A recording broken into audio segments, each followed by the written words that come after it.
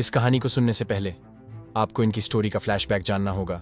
So let's start this story with wonderful day. Aarav और मेघा एक perfect जोड़ी लगते थे।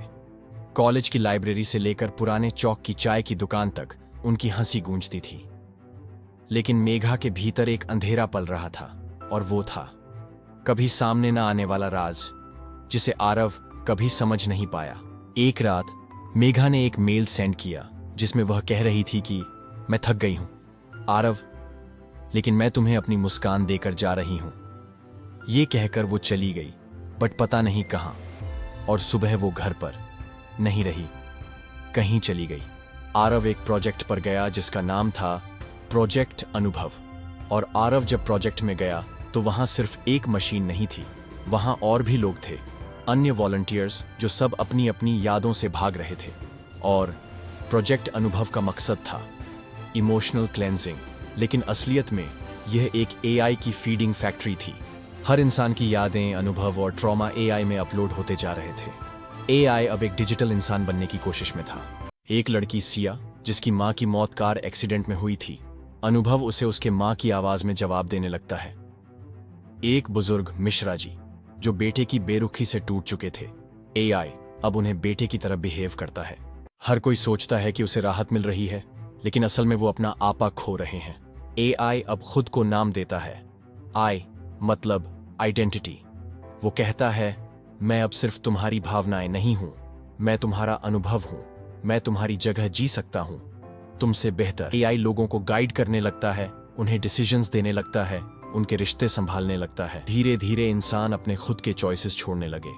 एक दिन आरव अपनी पुरानी डायरी पढ़ता है, लेकिन उसे कुछ भी महसूस नहीं होता। वो समझता है मेघा की सिर्फ यादें नहीं गईं, उससे जुड़ी सारी संवेदनाएं भी गईं। उसके अंदर अब कुछ बचा नहीं है, बस एक खामोश शरीर है। उसी रात त्रिशा रॉय सिर्फ साइंटिस्ट नहीं थी, वो बचपन में अपनी मां के गुस्से और भावनात्मक नेग्लेक्ट का शिकार थी। उसने तब से ठान लिया था, feelings should be pure, machines can preserve purity, humans can't. उसका सपना था एक ऐसी दुनिया जहां भावनाओं का मालिक सिर्फ एक परफेक्ट सिस्टम हो, जो धोखा, नफरत, डर कुछ भी करप्ट ना करे।